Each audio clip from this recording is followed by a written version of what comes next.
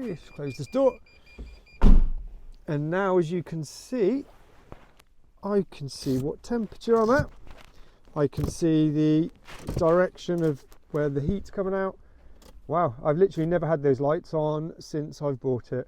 Welcome back to the channel. It's been over a year since I last filmed anything, and what with 2022, new year, new beginning, I want to do some more filming with the car and also maybe introduce other cars like my Exige here. So today's video is going to be on my smart Roadster, and we've got 3 jobs we need to do today.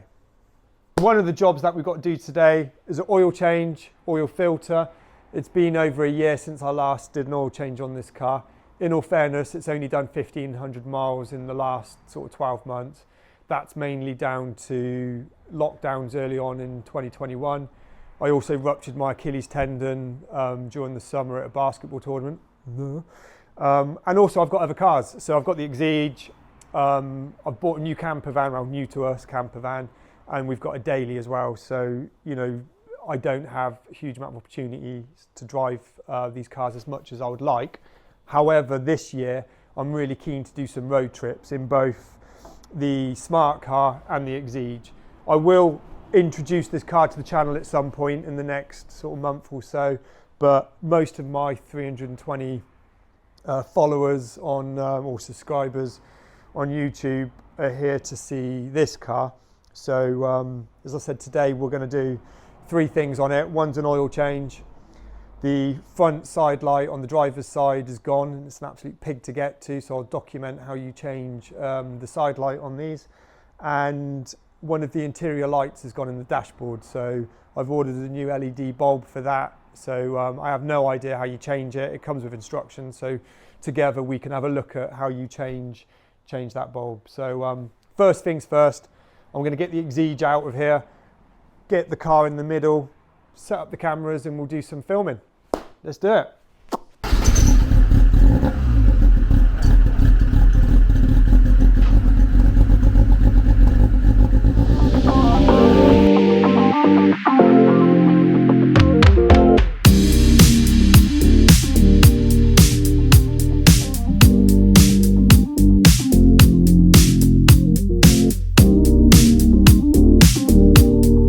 So the car's now on its ramps.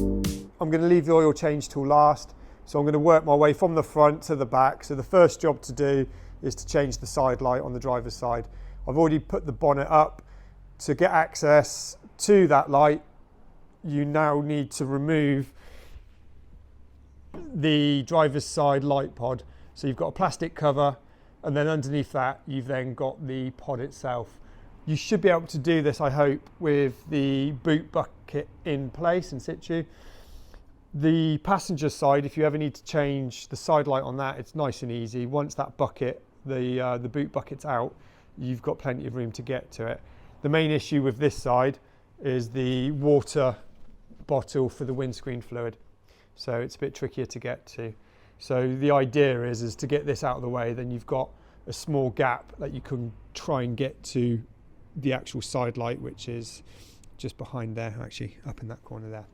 So yeah, first job then, let's get this on.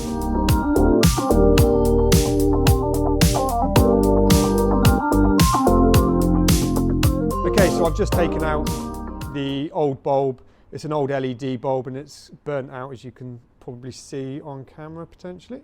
So that's failed. The passenger side one I changed to a regular bulb, and I'll do the same on this one. It's an absolute pig to get to. The gap is absolutely tiny. You've probably got about a 2-inch gap to try and get pliers down there to release it. I also removed the boot bucket in the end just so I could get behind and underneath to try and help a little bit, which made it a little bit easier.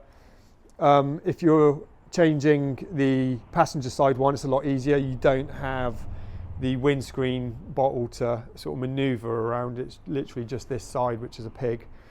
So I'm going to put the new one in, give it a quick test to make sure it works before I try and relocate it, and hopefully that's job number 1 complete.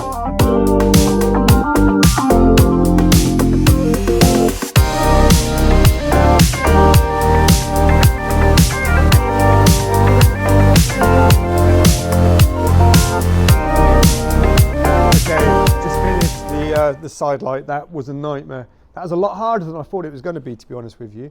I think, you know, removing the light, that's all easy. The difficulty is, and I'll insert a clip here, the gap that you've got to try and get the pliers into and to turn the light holder, because obviously it's one of those where it pushes and locks when you twist it, is an absolute faff. Getting it out wasn't so bad. The biggest problem is trying to locate the bulb back in through that tight gap, and you can't go all the way sort of back because you've got the water bottle for the windscreen. So it's fiddly as hell. It shouldn't be that difficult, but it probably took about sort of 20-30 minutes to do, which is a lot longer than I thought it was going to be, if I'm honest. But the good news is it's in. I did a quick test at the beginning to make sure it worked, and it did. Voila! 2 working side lights, 3 days. So that's one of the jobs done. Next job, let's get inside the interior and see if I can fix the dash light. Okay then, so I ordered a LED bulb kit from eBay, and it comes with some instructions. So looking at them, it's relatively simple. I believe all I need to do is remove this, and behind it, oh, here we go, there should be a bulb. So what I might do is disconnect the wiring loom and put this on the bench and have a look. But looking at it, there's the LED bulb there, and if I turn on the car's headlights, nothing, so it's completely gone, and I'm guessing it's not an LED bulb anyway, so the one which is going in should be a bit brighter. So anyway, I'm going to disconnect this, get this onto the bench and work out how we remove it. It looks like there's a couple of torque screws, but anyway, let's do that. Panel off, and if you turn it around, you've got 4 torque screws. Now these are really small, these are torque bit 8. Most of mine went to a 10, but luckily I found some smaller ones hidden away somewhere, so at least I can get these off without damaging them. So the idea is, looking at the instructions, is to remove the 4 torque screws, and then I should be able to get to the bulb holder. So let's give that a go quickly and see how we get on.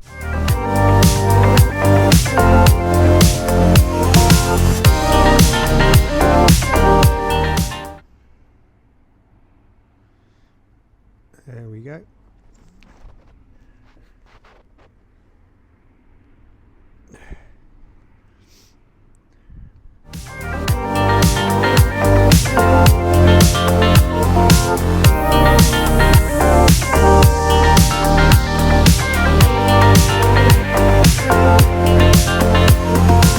Now the moment of truth. I'm going to put the ribbon back on and hope. Which way do you go? That way. Try and do this one-handed. Not easy. Actually, I'm going the other way. What a plonker. Okay, so I've got the ribbon back in, and make sure it's facing the right way,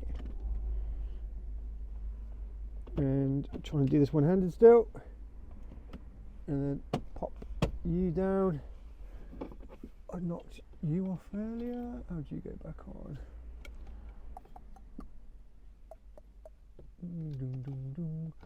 There we go. That's you back on. Let's take a look then. Moment of truth. Yay! Let's close this door.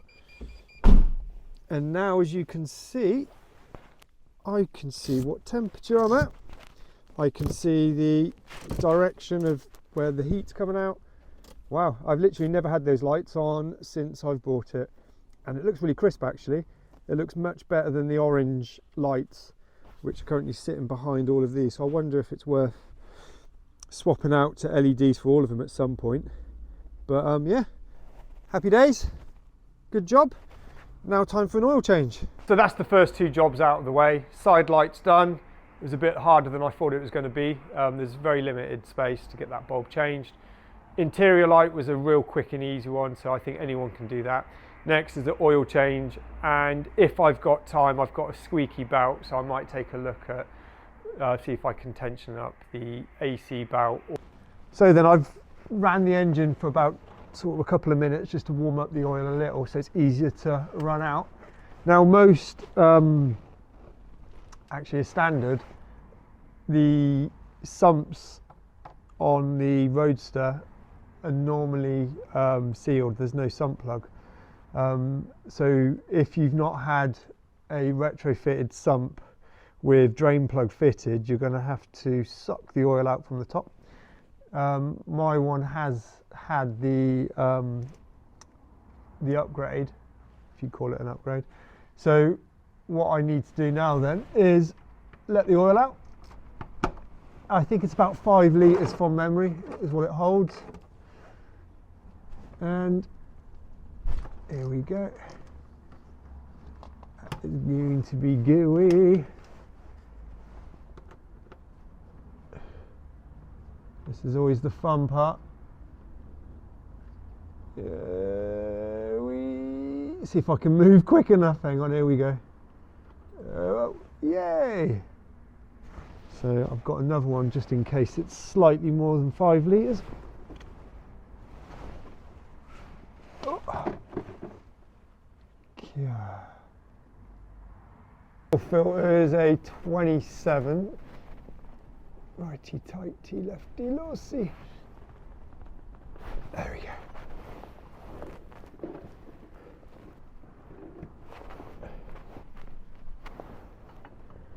There we go. Come on.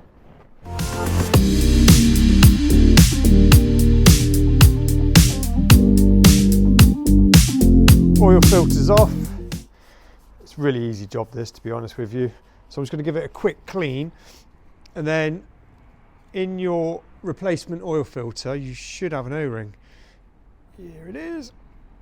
So you need to pick out the old one like so, and then give it a little clean, and then the other one just slides on over. Filter, I don't know if you can see on here, just pushes in and it should secure in. There you go.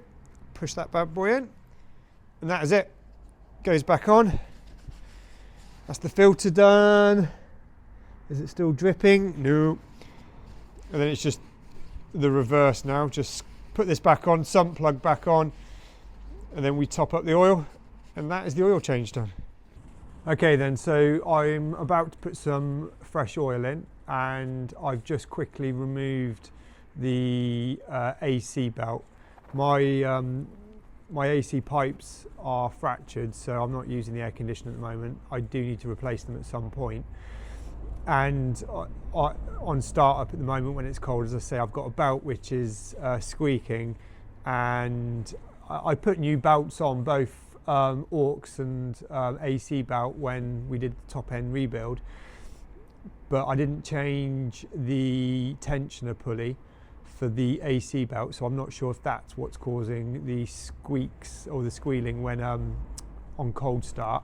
So I've removed it for now because it isn't doing anything. I can always put it back on when I fix the AC pipes, and if I'm still getting the squealing noise, then I know for a fact then it's my auxiliary one, which is obviously running the alternator.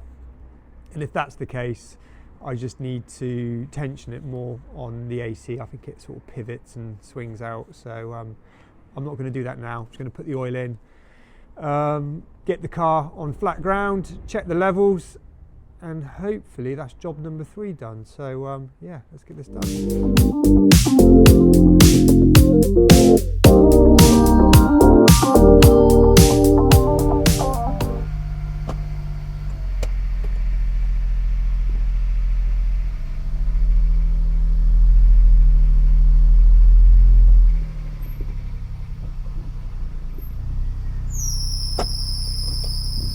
Okay, there goes the belt. So that's all the jobs complete for today. Side light changed, interior light, which I'm really chuffed with, changed. did an oil and filter change. I've taken the AC belt off for now, thinking it might have been the one that was squeaking, but it's not. So I've adjusted the alternator belt, and I've also sprayed on some like anti-slip stuff as well, just to stop it from squealing when it's cold. So fingers crossed that's resolved. Thank you for those who've subscribed to the channel over the last few months. Sorry there's been no content. The plan for 2022 is to do a lot more filming, carrying on the journey of ownership of this car, try and do some road trips. All 9 of my videos actually have been me working on the car, so I really do need to get the car out and about and showing the car being used. Likewise with the Exige, if people are interested, I will start documenting the sort of journey of owning a car like that, what it's like to own, and again try and do some road trips with that car. So again, thank you for everyone who subscribed. Please subscribe if you want to see content on this or the Exige, and we'll keep them coming. Bye.